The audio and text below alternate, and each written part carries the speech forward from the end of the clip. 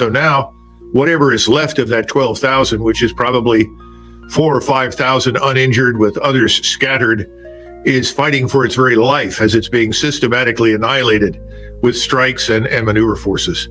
So this thing was a debacle. It was a catastrophe because they used whatever new equipment they had, and all of that is virtually gone right now. The sad part is they used a lot of Western equipment, including British tanks, Bradleys. I don't know if there were any more German Leopards in it, but of course this leaves the Russians with a very bad taste in their mouth. And as I'm sure you're aware, they showed some Ukrainian soldiers pretending to be German soldiers in the Second World War, running around with German helmets, making stupid comments in German to local Russian citizens. All of this is sort of spitting in the face, in the eyes of the Russian people and the Russian state. Now, what does this mean? It means that they've lost most of these people and all of this equipment. Does it do anything militarily for Ukraine? Nothing. In fact, it weakens Ukraine even more than it is already weakened. In the ever-evolving landscape of the Ukrainian conflict, the battlefronts of Kharkiv and Kursk have become critical focal points. As Colonel Douglas MacGregor recently pointed out, the strategic maneuvers unfolding in these regions could redefine the trajectory of the war. These regions, steeped in history, are once again at the heart of a struggle that could alter the course of the conflict. The strategic maneuvers and the fierce resistance from both sides are not just shaping the battlefield, but are also setting the stage for future engagements that could have far-reaching consequences. Today, we will delve deep into the latest developments, meticulously analyzing the tactical movements, their immediate impact, and the broader implications on both the military and political fronts. This is not just another skirmish. What's unfolding here is a reflection of a deeper strategic calculus that will resonate far beyond the current conflict.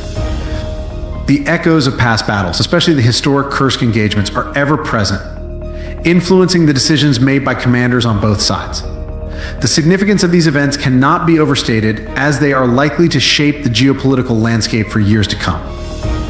As we explore these intense engagements, let's first focus on the developments around Kharkiv, where the echoes of past battles resonate with today's realities. Over the past 24 hours, there has been little to report from the Kharkiv region.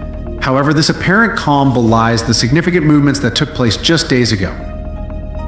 As Colonel Douglas MacGregor has emphasized, the strategic importance of this region cannot be underestimated. Ukrainian forces, recognizing this, redeployed troops from Sumy to Kharkiv in a bid to regain lost ground. The 41st Mechanized Brigade, a seasoned and battle-hardened unit, was moved with the clear intention of launching an offensive aimed at reclaiming key territories around Hlybog.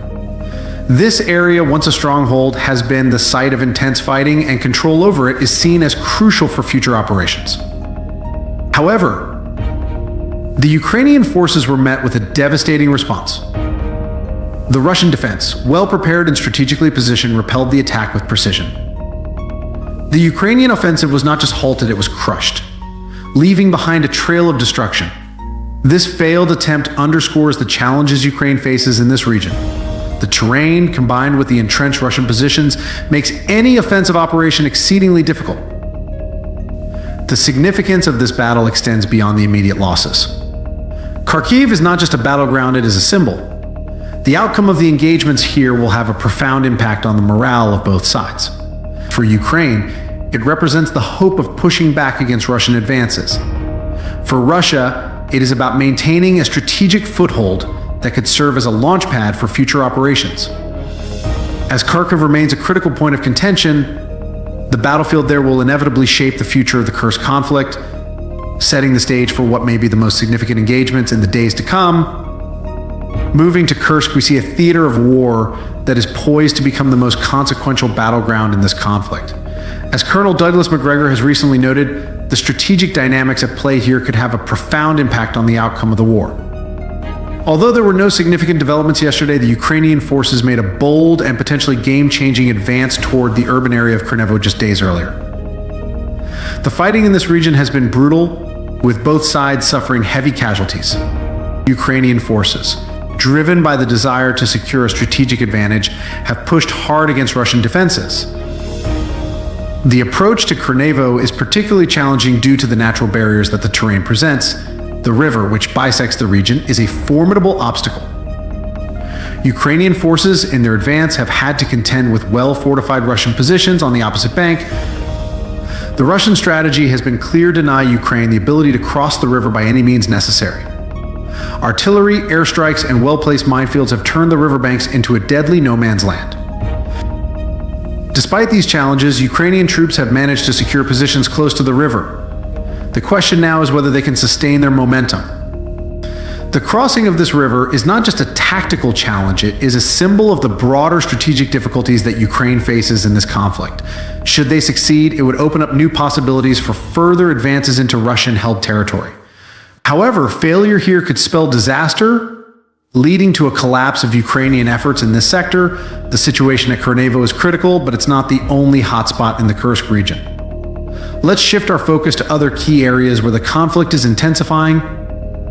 According to Ukrainian sources, they have successfully captured Vitrino, a small yet strategically important town. This gain, if true, could significantly disrupt Russian logistics by severing a critical railway route that has been vital for resupplying Russian forces. Ukrainian forces claim that this victory is part of a broader push to consolidate control over the northern part of the Kursk region. Alongside Vitrino, they assert that they have seized large areas, including Kremino, Durovka, and Vitrino itself. This push, according to Ukraine, marks a turning point in their campaign. However, Russian sources present a very different picture. They maintain that Olgovka and its surrounding villages remain firmly under Russian control, with the Ukrainian advances being either overstated or entirely fabricated for propaganda purposes. This discrepancy in reports highlights the fog of war that surrounds the conflict. It is clear that both sides are engaged in a battle not just on the ground, but also in the information space, each trying to shape the narrative to their advantage. The implications of control over Vitrino extend far beyond the immediate tactical situation. Should Ukraine indeed have secured this town, it would represent a significant breach in Russian defenses, one that could allow further incursions into Russian-held territory. However, the reality on the ground is likely more complex, with control of these areas potentially changing hands multiple times over the coming days. As both sides present conflicting narratives, the true situation on the ground remains fluid. This uncertainty sets the stage for further clashes, particularly in the pivotal area of Kurnevo. Russian forces have acknowledged that Ukrainian troops have penetrated Kurnevo, but they also report that heavy Ukrainian losses were inflicted along the narrow approach to the town. The approach, a treacherous route through open terrain, has been heavily fortified by Russian forces. Ukrainian troops advancing under fire have had to contend with a gauntlet of obstacles, including mines, artillery, and entrenched machine gun positions. The result has been a high casualty rate among the advancing Ukrainian units. By the time Ukrainian forces reached the urban center, they were too depleted to sustain prolonged combat. This has led to a situation where Ukrainian gains in Kurnevo are tenuous at best. The town, though partially under Ukrainian control, remains a contested battleground. The Russian strategy appears to be one of attrition, wearing down Ukrainian forces to the point where they can no longer sustain their offensive operations. This approach has proven effective in the past, and it may well succeed again here. The battle for Kurnevo is more than just a fight for territory, it is a test of wills. Both sides recognize the strategic importance of this town. For Ukraine, capturing Kurnevo would open up new avenues for further advances into Russian-held territory. For Russia, holding the town is crucial to maintaining a defensive line that protects vital supply routes and prevents a Ukrainian breakthrough. The battle for Kurnevo is far from over, and its outcome will be a key indicator of the broader conflict's direction. But what about the regions to the south, where Ukraine has recently gained ground? In the southern sectors of Kursk, the situation remains fluid as Ukrainian forces continue to press their advantage following the capture of Snagost. The terrain in this region, characterized by rolling hills and dense forests, has provided Ukrainian forces with natural cover, allowing them to advance with relative speed. Their focus has been on securing key towns that control access to the river, particularly Krasnoktiabrsko, which sits at a crucial junction. If Ukrainian forces can secure Krasnoktiabrsko, they will effectively control a significant stretch of the river, cutting off Russian forces in Glushkovo from their northern counterparts. This would represent a major strategic victory for Ukraine, as it would not only isolate Russian troops but also disrupt their supply lines, making it difficult for them to mount a coordinated defense. The capture of Krasnoktiabrsko would also provide Ukraine with a strong defensive position from which to launch further operations. The town's location, overlooking the river and the surrounding lowlands, makes it an ideal spot for artillery placements and other defensive measures. From here, Ukrainian forces could launch attacks on Russian positions to the north and east, gradually encircling Glushkovo and tightening their grip on the region. While the Ukrainian forces gain ground in the south, the northern and eastern fronts around Kursk continue to see heavy fighting. Let's examine how these developments are impacting the overall strategic landscape. Reports from the Ukrainian side suggest that their forces are encircling thousands of Russian troops in the Glushkovo region, with estimates ranging from 3,000 to 10,000. However, these claims appear to be exaggerated when considering the scale of the front line, which stretches over several dozen kilometers. The reality on the ground is likely more complex, with Ukrainian forces struggling to maintain the pace of their advances in the face of stiff Russian resistance. The notion of a complete encirclement, while enticing for Ukrainian propagandists, seems more like a tactical mirage than a concrete reality. The geography of the Glushkovo region, with its vast open spaces and network of rivers and roads, makes it exceedingly difficult to achieve a full encirclement without risking overextension. Ukrainian forces, despite their numerical superiority in certain areas, are facing logistical challenges that are beginning to slow their momentum. The Russian response has been calculated and methodical. Rather than engaging in large-scale counterattacks, Russian forces have focused on attrition, using artillery, airstrikes, and special forces operations to bleed Ukrainian units of their combat effectiveness. This strategy, while less dramatic than a full-scale offensive, has proven effective in blunting Ukrainian advances and preventing a complete collapse of Russian lines. As the situation in Kursk remains volatile, it's crucial to consider the broader implications of these battles. How will they influence the long-term objectives of both sides? The battles in Kharkiv and Kursk are more than just military engagements, they are symbolic struggles that could define the next phase of this war. As Colonel Douglas MacGregor has pointed out, the outcome of these battles could have far-reaching implications, not just for the combatants, but for the broader geopolitical landscape.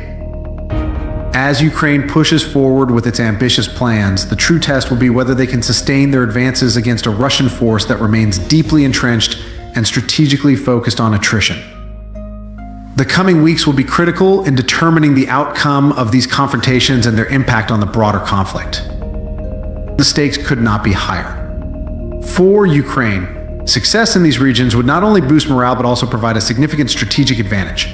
For Russia, holding these lines is vital to maintaining their position in the conflict and preventing further Ukrainian advances.